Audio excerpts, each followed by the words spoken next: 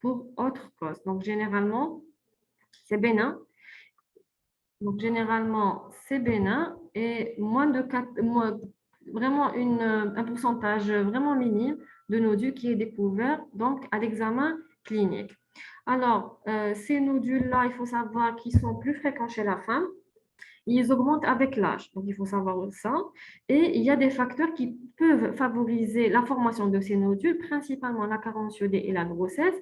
Et il faut aussi les rechercher systématiquement lorsqu'il y a des maladies rares génétiques prédisposant, notamment les NEM, donc les néoplasies endocriniennes multiples, surtout de type 2. Alors, pour l'exploration des nodules thyroïdiens, alors c'est quoi le but en fait d'explorer un nodule thyroïdien? Donc, quand on trouve un nodule thyroïdien, l'exploration interne, donc elle va aboutir, c'est quoi donc son but? C'est identifier sa nature. Est-ce que c'est bénin? Est-ce que c'est malin? Est-ce que c'est nécessite une chirurgie? Est-ce que c'est juste pour une surveillance? Donc, à l'interrogatoire, qu'est-ce qu'on doit rechercher? Il faut donc rechercher les antécédents personnels ou familiaux donc chez notre patient, donc de pathologie thyroïdienne, des maladies ou des facteurs favorisants sont à rechercher aussi. Il faut rechercher les signes cliniques d'une hypothyroïdie ou bien d'une hyperthyroïdie. On va rechercher des signes de compression, donc une dysphagie, une anomalie donc de déglutition, une dysphonie, donc une anomalie de la voix, une dyspnée, donc c'est un trouble respiratoire. Donc, on doit tout rechercher à l'examen clinique et à l'interrogatoire.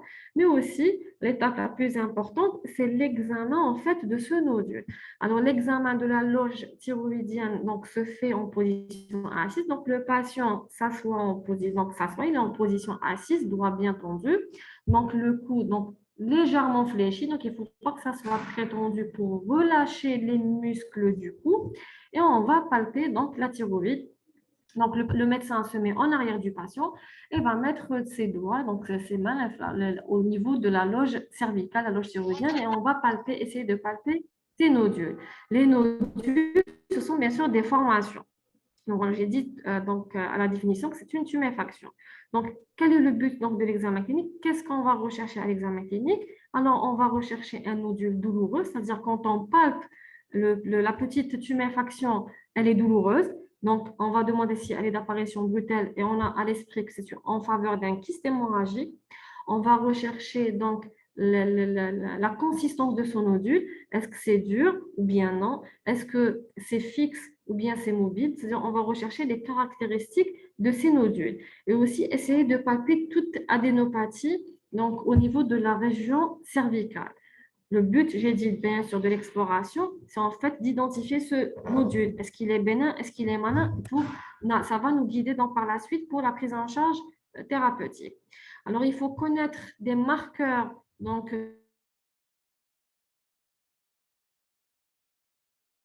l'âge, lorsqu'il est donc moins de 16 ans, ou bien donc, si le sujet jeune, pardon, ou bien chez le sujet âgé de plus de 65 ans, le sexe masculin, donc chez le sexe masculin, lorsqu'on a un antécédent de néoplasie endocrinienne multiple ou bien d'un carcinome thyroïdien chez la famille, un antécédent d'irradiation cervicale pour autre pathologie, un nodule qui est apparaît donc récemment ou bien qui est rapidement évolutif, sachant que en fait, pour ce qui est de la taille du nodule, ce n'est pas vraiment un élément en faveur de malignité, mais il faut avoir dans l'esprit que si c'est un cancer avec une taille plus de 3 cm, c'est péjoratif d'un premier lieu. Et pour l'évolution donc rapide de son nodule, on part donc d'une évolution rapide lorsqu'il y a une augmentation du volume, plus de 20% ou bien de 2 mm sur le grand axe donc de la thyroïde par année. Donc, c'est ça les caractéristiques cliniques qu'on cherche à l'examen clinique ou bien à l'interrogatoire chez nos patients et qui sont en faveur en fait d'un risque de malignité. Donc, aussi, il y a donc la consistance du nodule donc, qui est dur, qui est irrégulier, donc il y a des bords irréguliers et fixés au plan profond, donc des paralysies récurrentielles, donc du nerf récurrent, ou bien la présence d'une adénopathie homolatérale. Donc ça, c'est pour ce qui est sur le plan clinique. Donc on va interroger le patient et on va palper ce nodule, rechercher les caractéristiques du nodule. Et il faut avoir à l'esprit qu'il y a des marqueurs cliniques qui sont en faveur d'une malignité. Donc, deuxième étape après l'examen clinique, on va faire un examen biologique, donc un bilan biologique. Le premier bilan biologique à réaliser systématiquement devant un nodule thyroïdien, c'est le dosage de la TSH. Donc, ça se fait systématiquement et en première intention. Si on trouve une TSH normale ou bien haute, on doit compléter par une échographie thyroïdienne. Si par contre, on trouve une TSH basse, donc en faveur d'une hyperthyroïdie, c'est la scintigraphie thyroïdienne qui prime. Donc, on doit compléter par une scintigraphie thyroïdienne et parfois, on peut coupler à une échographie. Donc, mais la différence donc, devant une TSH normale ou haute, donc en faveur d'une euthyroïdie ou d'une hypothyroïdie, on complète par une échographie thyroïdienne. C'est l'examen à faire, à réaliser en première intention. Si elle est basse, bien sûr, on complète par une scintigraphie. Le dosage de la thyroglobuline n'est pas du tout systématique pour le diagnostic ou bien pour identifier le caractère bénin ou malin du nodule. L'utilité de la thyroglobuline, c'est juste pour la surveillance des cancers thyroïdiens. Donc, il n'y a aucun intérêt à doser la thyroglobuline dans le bilan initial en cas de nodule thyroïdien. Deuxième bilan à faire, c'est le dosage de la calcitonine.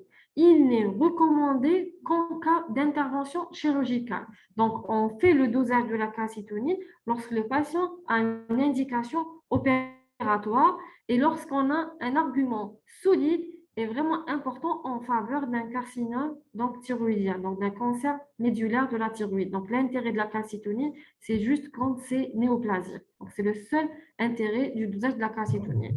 Donc, en résumé, devant un nodule thyroïdien,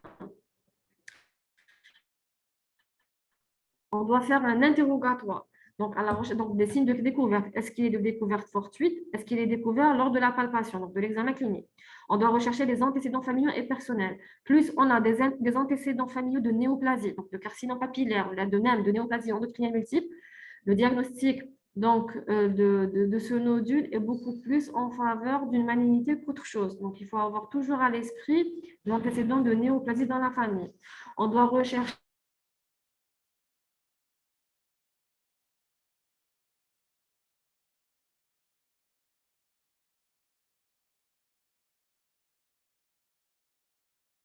cervicale est un élément en faveur d'une malignité chez le sujet âgé.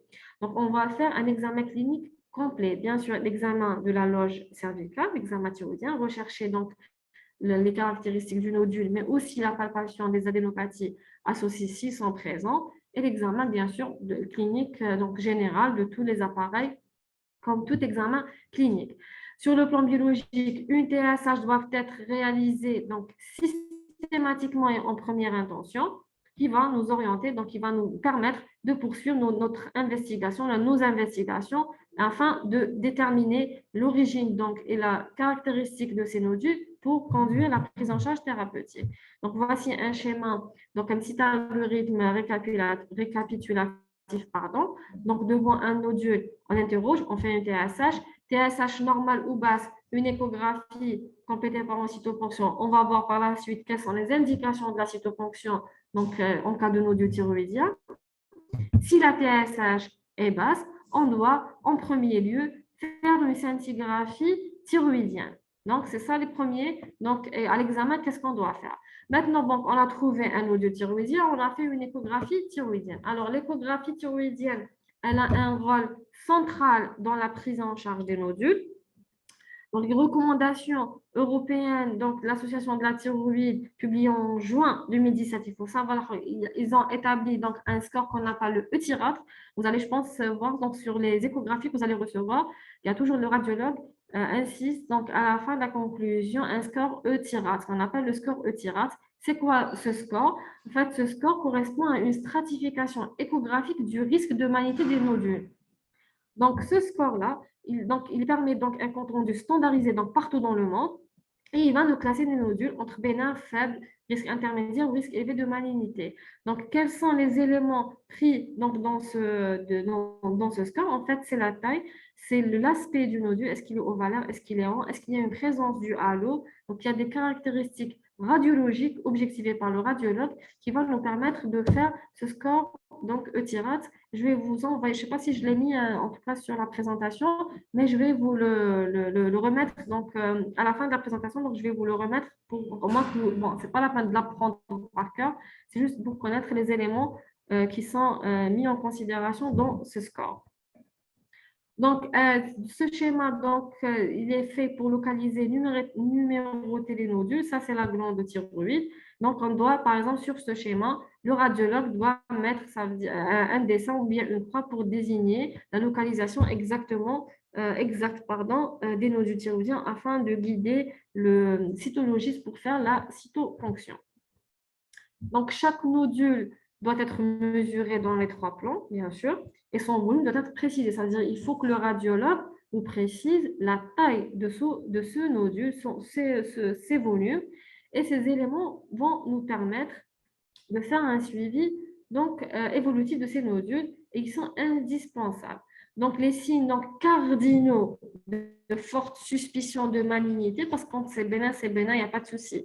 Mais il faut reconnaître et connaître les signes de malignité, c'est parce que c'est une urgence thérapeutique, il y a un pronostic vital qui est mis en jeu. Donc, les signes cardinaux de la suspicion de malignité à l'échographie thyroïdienne, c'est la présence de microcalcification, donc de calcification au niveau de la loge thyroïdienne. La forme qui est non ovale, c'est-à-dire on trouve une forme qui est ronde, donc n'est pas régulière, donc des contours irréguliers, et un caractère hypoéchogène du nodule. Donc ces caractéristiques sont en faveur d'une malignité à l'échocardiographie. Donc, voici un algorithme donc, pour ce qui est donc, de la classification Eutiratre. Bon, je ne vais pas trop rentrer dans les détails, mais vous allez le voir après par la suite. Donc, c'est pas vraiment, c'est trop dans le détail, mais bon, c'est bien de l'avoir. Mais l'important, c'est que vous connaissiez les signes caractéristiques d'une suspicion de malignité. Donc, les contours, la forme du nodule, les calcifications et l'échogénicité de ce nodule. Les détails, ce n'est pas la peine de les apprendre. Donc, j'ai dit qu'il y avait plusieurs classifications. Donc, c'est classé en Eutirate 2, 3, 4 et 5. Le 2, il est donc très bénin. Donc, le risque de maladie, il est proche de 0. Et quand on arrive au score 5, en fait, le score 5, c'est le risque de maladie qui est très, très important, allant jusqu'à 87%. Je vais vous montrer quelques images. Donc, voici une image d'un nodule classé donc donc il y a un risque intermédiaire de malignité, donc il est un peu hypoéchogène et aucun signe de forte suspicion.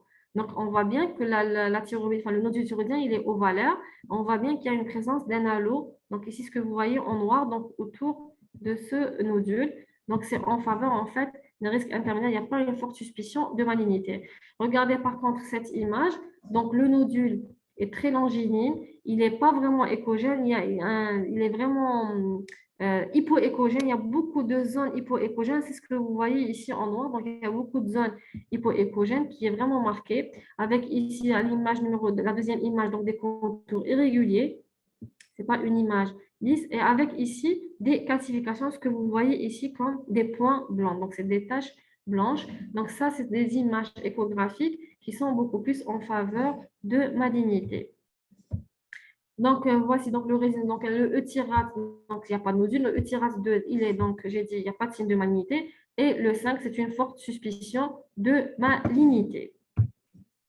Alors, la cytoponction. Donc, on a examiné le patient, on a objectivé un nodule thyroïdien, on a recherché les caractéristiques de ce nodule et on a complété par une échographie cervicale.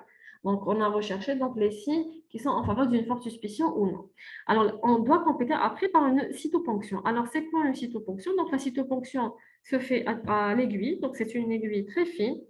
C'est un geste simple qui est rapide et peu invasif. Donc, elle doit être réalisée sous guidage échographique de préférence. Mais quand la taille du nodule est volumineuse, on peut la faire donc, à l'aveugle sans que ce soit éco-guidé. Donc, cette technique a permis bien sûr de réduire significativement le nombre de thyroïdectomies. Donc, les indications en fait, de la cytoponction dépendent donc, du score Eutirate. On ne va pas faire des cytoponctions à tous les patients qui présentent un nodule thyroïdien. Donc, il y a une classification bien précise, il y a une indication bien précise qui sont mentionnées ici. Donc, là, quand est-ce qu'on fait donc la cytoponction. Bien sûr, quand c'est un E-tirade 5, ça veut dire que c'est une forte suspicion de malignité. Dès qu'on a un nodule de plus ou égal à 10 mm, l'indication de la cytoponction est posée afin de rechercher un carcinome thyroïdien. Donc, quand c'est une forte suspicion de malignité avec une classification E-tirade à l'échographie thyroïdienne est de 5, on doit faire une cytoponction à partir de 10 mm. Pour les autres classifications, donc moins le nodule est suspect, plus la taille du nodule doit être importante. Donc, c'est à partir de 20 mm quand c'est E-tirade 3 et de 15 mm quand c'est à partir de tirade 4. Donc, l'objectif, c'est quand E-tirade 5, il y a une forte suspicion de malignité. Dès qu'on a un nodule de 10 mm, on doit fonctionner. Parce qu'on a à l'esprit, donc en arrière, donc sur notre subconscient, que c'est néoplasique jusqu'à preuve du contraire. Donc, on doit le dépister rapidement, faire le diagnostic grave le plus tôt possible afin de prendre en charge le patient le plus tôt possible, le plus précocement possible pour améliorer le pronostic de notre patient. Quand c'est E-tirade 4 ou 3, donc quand il y a un risque intermédiaire, voire modéré de malignité, on doit quand même respecter donc un volume ou une taille d'un nodule qui est au moins de 15 à 20 mm pour faire la cytoponction. Donc, ça c'est les indications de la cytoponction à connaître par cœur.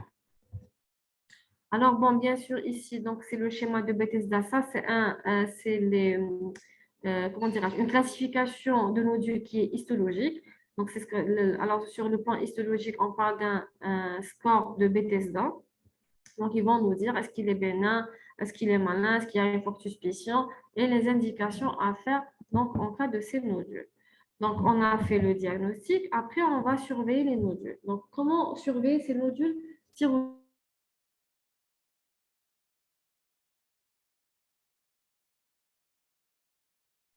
Docteur, il y aura des coupes.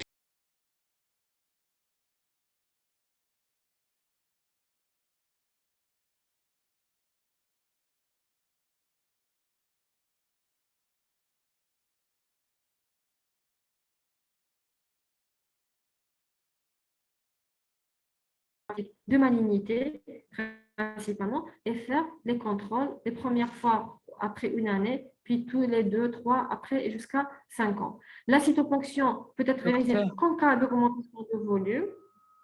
Pardon? docteur, il y avait des coupures, on n'a pas entendu. Qu'est-ce que je dois répéter? Dites-moi. Dès le début de ce slide, on n'a rien entendu. Ah, le slide, très bien. D'accord. Donc, vous avez suivi la cytoponction, etc. D'accord. Alors, pour la surveillance des nodules thyroïdiens.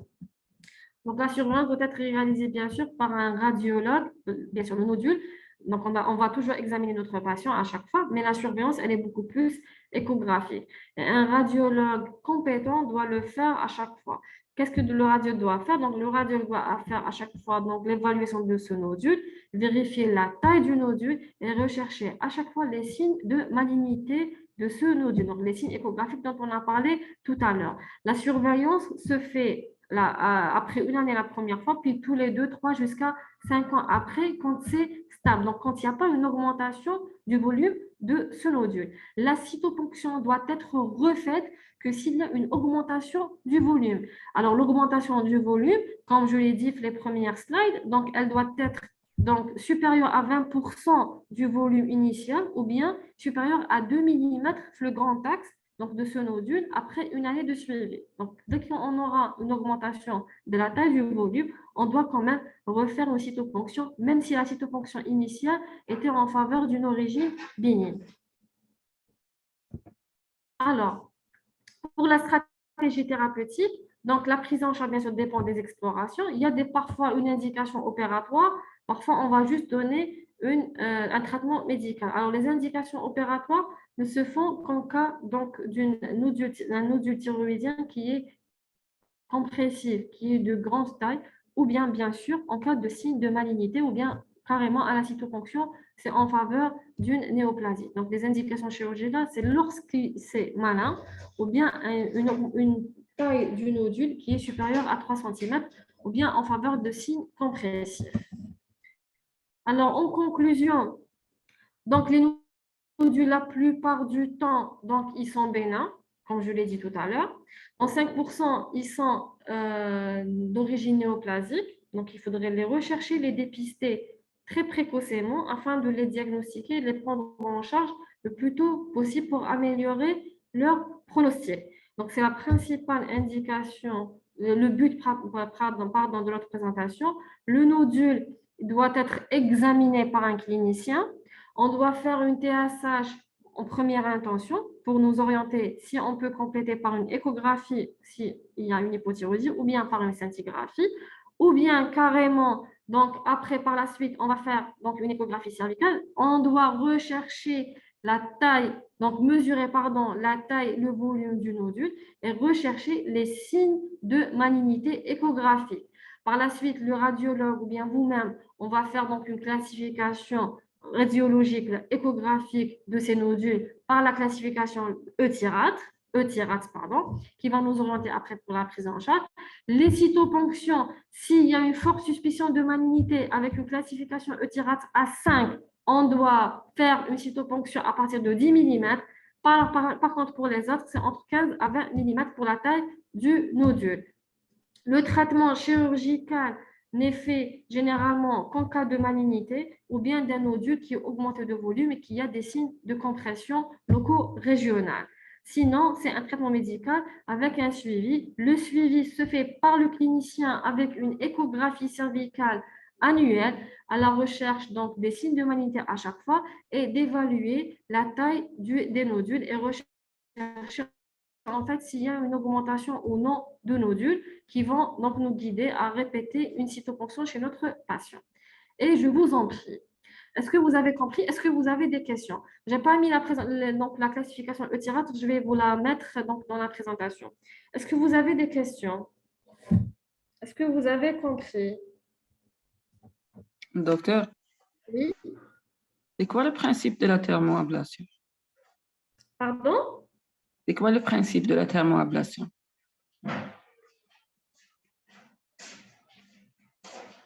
Pardon, c'est quoi le principe? De la thermoablation. Je ne vous entends pas. C'est quoi le principe de la Thermoablation. thermoablation? Oh. Oui, oui.